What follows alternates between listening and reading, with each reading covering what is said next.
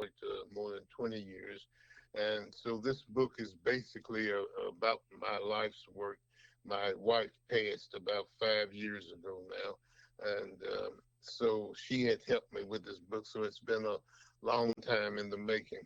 Amen. And of course, I apologize because in the beginning, I did get a text saying that you were not being heard, and I apologize to each and every one of you for that. But nevertheless, we are here with one of our featured authors, John J. Johnson, and of course, we are excited to have him. We are excited for each and every one of you. And of course, once again, I apologize, but he is here and he can now be heard.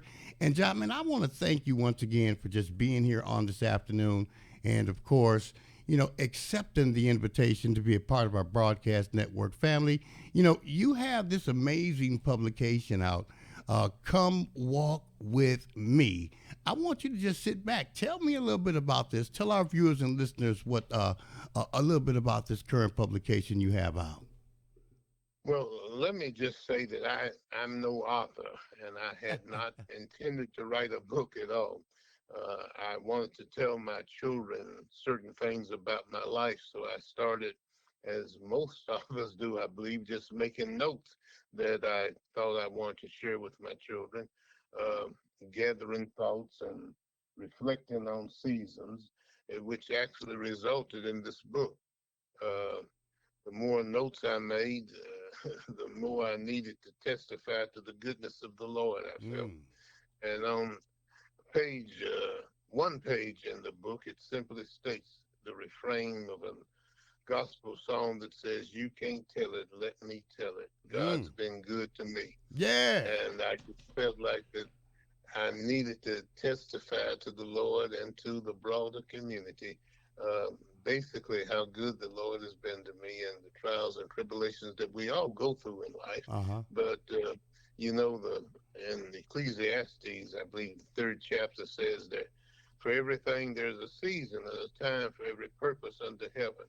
And Yeah. I've been through many seasons in my life.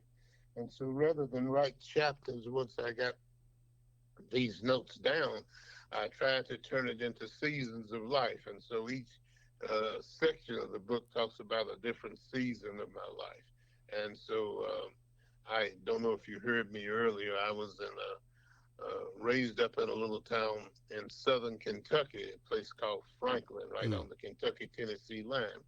And like other people in a segregated little town, I learned to adjust to the uh, ways of the town and the discrimination we were confronted with. So I'm not a young chick. I've been around a Ah, day or two, and I so know that. and Oh so my goodness. I know about going into the back door of a restaurant, having to go and sit in the bird's nest in the movie theater, and having to get off the sidewalk if a white woman was coming down the sidewalk. I've experienced all that sort of thing, Yeah. but as I said, God's been good to me, and I've Amen. grown and moved on from that environment. But a part of the book tells various stories about even my childhood and then my young adult life. Um, we integrated the swimming pool in my little hometown, and it tells all about how that happened. That was the second public hearing the Kentucky Commission on Human Rights ever held in Kentucky, was Mm-hmm. to integrate the swimming pool there. Um, Many of your listeners may or not remember the three civil rights workers that were killed in Philadelphia, Mississippi, in Neshoba County, James Chaney and Michael Mm-hmm. Swerner and Mm-hmm. Andrew Goodman. The chief of yes, the chief of police there. I'm the sheriff, I'm trying to say. Uh-huh. Ended up moving to my little small town, and I was president of the NAACP. I was about 19 to 20 years old, and tried to become the chief of police in my Yeah. town. We opposed that, and so we write about that long story.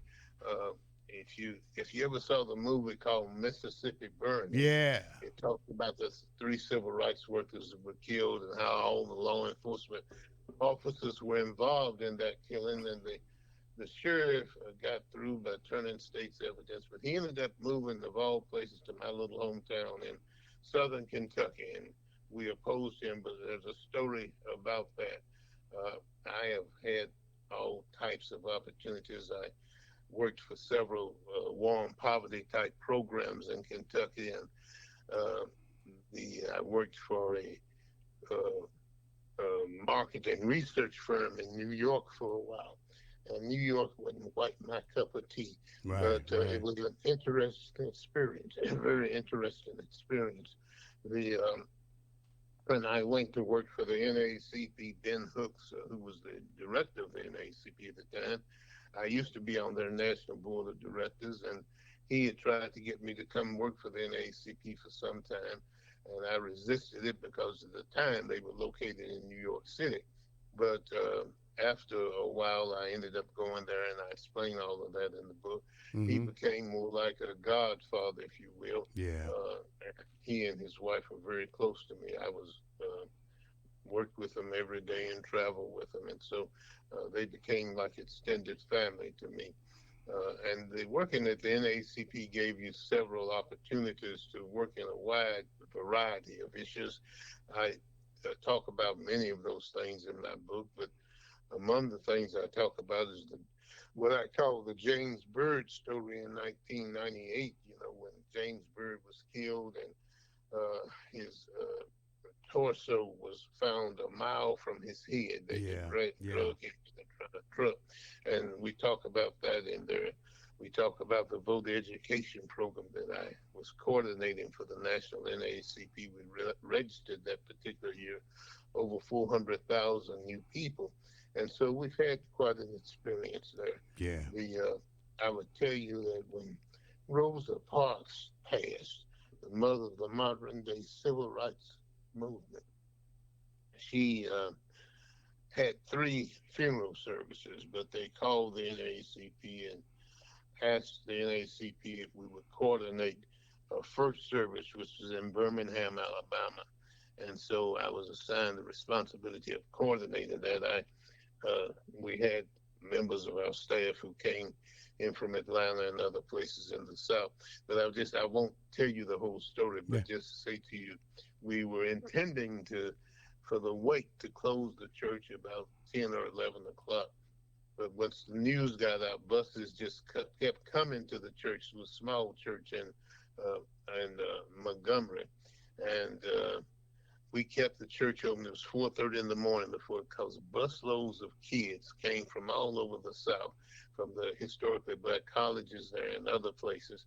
But I often say to people, I knew Mrs. Sparks. She would come to our convention every year and was always very kind to me. Yeah. But she uh, she would probably have, well, all of that. They went and placed her in the Capitol Rotunda. She died there in repose. She had a large funeral in New York. But I think what would have impressed her most was those children who kept coming on to 4 o'clock in the morning just to take a look at Rosa Parks, because she loved children and she was always trying to do things to help children. But I tell that story in there, how that happened and how those children just continued to come and what the services were like and that sort of thing. Yeah. Wow. Um, T- One of the other quick things, and I know I'm talking too long, but I would tell you about John Brown, who did the raid on Harper's Ferry. You remember John Brown's mm-hmm. raid on Harper's Ferry? Mm-hmm. Uh, Years later, W.E.B. Du Bois, who was one of the directors, not the director of the NACP, he was head of the Crisis magazine and was on the board of the NACP, went to place a wreath, I mean, a plaque, in honoring the work of John Brown, which actually led to the Civil War. But when he got there and the board of the NACP traveled with him to Harper's Ferry, he got there. The Daughters of the American Revolution were strong in that town, and other conservatives decided they didn't want the plaque that Du Bois had written. You know, Dr. Du Bois was the first black person to graduate from Harvard. He was a very intelligent black person, and he had written all of this glowing words. And So they wouldn't let him place it, even though they initially agreed to it. But when they got there, the president of Storer College is where they was placed, decided they didn't want that plaque placed there. So Du Bois said, we shall take the plaque back to New York to our national headquarters, and we will return at a more suitable time to place this plaque.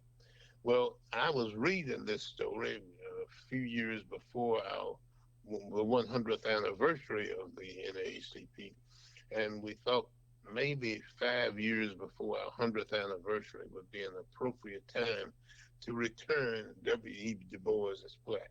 And so we did. And so I was very proud to have the Yeah. opportunity to coordinate an effort to finish Dr. Du Bois's work. But there have been so many things. Yeah. Working at the NAACP and working for the Kentucky Commission on Human Rights here in Louisville, that I've had an opportunity to work on.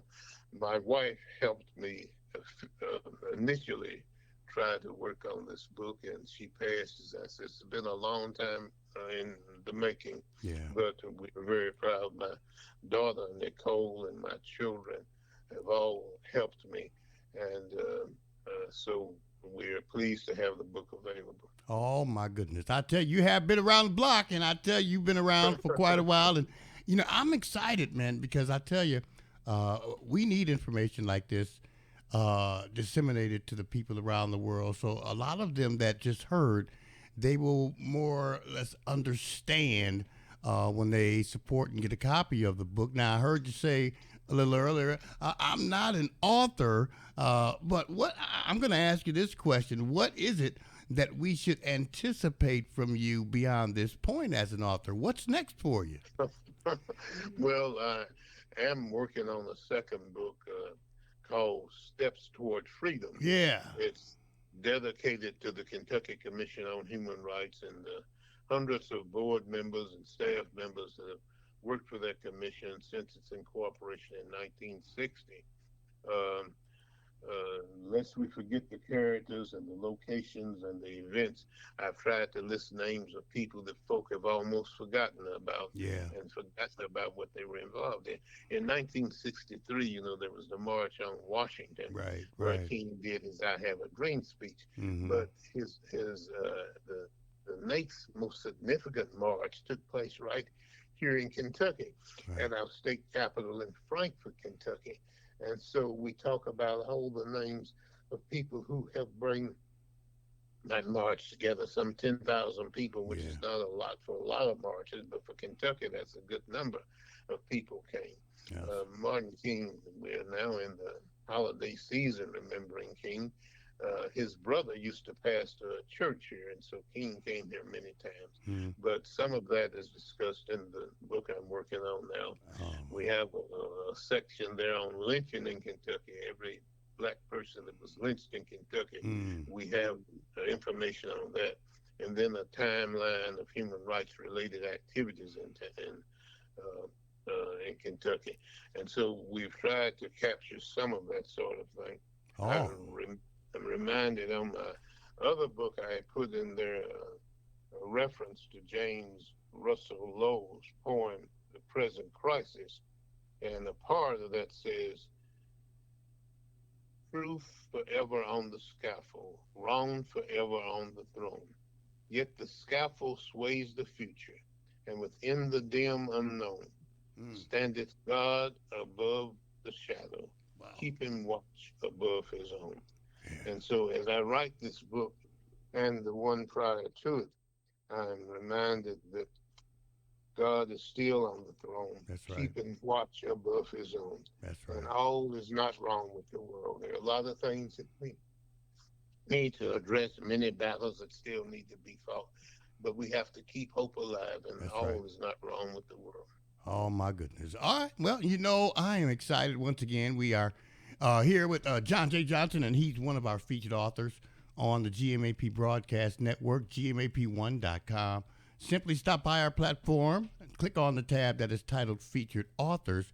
You will see a copy of the publication I'm currently showing you on our screen. Come walk with me. Click on that cover. It will take you to the necessary location to find out more intimate information and details about the author as well as the publication. Now, of course, we want to find out how it is that we can go out and show our love, care, concern, and support. So why don't you share that with us? I mean, how can your book be purchased? How can people receive it?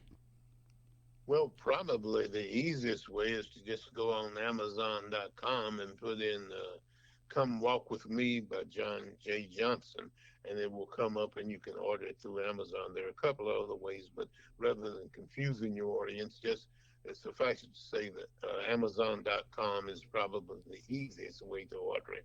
I should tell you just real quick that I toured with two or three titles, but 15 years after I retired from the NAACP, the national staff invited me back to do a lecture at the staff retreat. And the young lady that introduced me talked about how I would tell employees to come and walk with me all the time. Every time they came to me, I said, well, come and walk with me. We're going to do this and we're going to look at that. And when I got back home, and they talked about how I tried to spend some time training them and caring for them and making them feel like family and that sort of thing. And it touched my heart. And I said, well, maybe the book ought to be Come and Walk With Me. Mm. And so that's how we ended up with the theme. All But right. I do want to say that thank you so much, Reverend, for being willing to reach out and to be supportive of me. I always try to live by Isaiah 40 that says, they who wait on the Lord shall renew their That's right. strength. That's right. They shall mount out their wings and be as eagles. They shall run and not be weary. That's right. They shall walk and not faint. And by the grace of God, I've been running a long time and Yes, haven't sir. fainted Yes, yet. sir. Yes, sir. And I'm excited, and I appreciate you as well. By Thank all you. means, we love the fact that you took a little time out today just to join us here as well as be a part of our network family. And of course, this is a story that needs to be told. It needs to be received. People need to understand this is not just entertainment. It's important. There's a foundation, a serious foundation behind this publication. I'm going to ask each and every one of you that are out there listening today, please go out, show your love, your care, concern, and support. Purchase a copy of Come Walk With Me, John J. Johnson. And of course, when you do so, I encourage you, please leave a review. So important for John, so important for Amazon, so important for me, and those that are on the outside looking in, kind of anticipating what direction they should go when they show their support. Leave a review. I'm sure everyone will appreciate it. Now, John, if somebody wanted to reach out and connect with you on a more individual basis to talk about some things, what's the best route to do that? I mean, how can you be reached? Well, we do have a website. It's John J. Johnson Gallery. And just go to the johnjjohnsongallery.com, and the information will come up how you can reach me and how you can send your remarks and your thoughts, and we would welcome any observations. All right, johnjjohnsongallery.com. All right, we want you guys to take a look at that. And don't forget, when you show your support, please, by all means, leave a review. And of course, we're going to be doing a follow up soon and very soon to see how things are going and some of the other things and events that you may have coming up in the future. Going to anticipate the other magazine or the other book that is scheduled to come out in the near future. But I want you to know that if there's anything, John, that we can do to continue to assist you in any way, shape, form, or fashion while you're on this journey, we want you to pick up that phone, give us a call. Let us know what it is that we can do to assist you, and I want you to know the answer will always be yes, and you will never have to ask me twice, okay? Thank you so much for having me. I appreciate it. It is our pleasure, and we look forward to talking to you again soon. Sending my love and my shout out to your son, who is very dedicated to making sure things go according to plan. Kayvon, I thank you for that. And in the meantime, I appreciate you once again, one of our featured authors on the GMAP Broadcast Network, the #1 station in the nation. Click on that tab at gmap1.com, featured authors. You'll see a copy of the publication I'm currently showing you on our screen. Come walk with me. Make sure you go out and get yours today. Share it with all of your followers, family, and friends. I mean, hey, let's face it. You share everything else on Facebook. Share this. We don't mind one bit. In the meantime, we're going to get back to more continuous music. But, John, I want to thank you so much for being here. Looking forward to talking to you again soon. And you have a fantabulous rest of your day, okay? Same to you. God bless you, John. Look forward to talking to you soon. Goodbye. John J. Johnson, one of our featured authors here on the GMAP Broadcast Network, GMAP1.com. Yours truly, Pastor Kevin, doing what I love because I love what I'm doing right here on the show.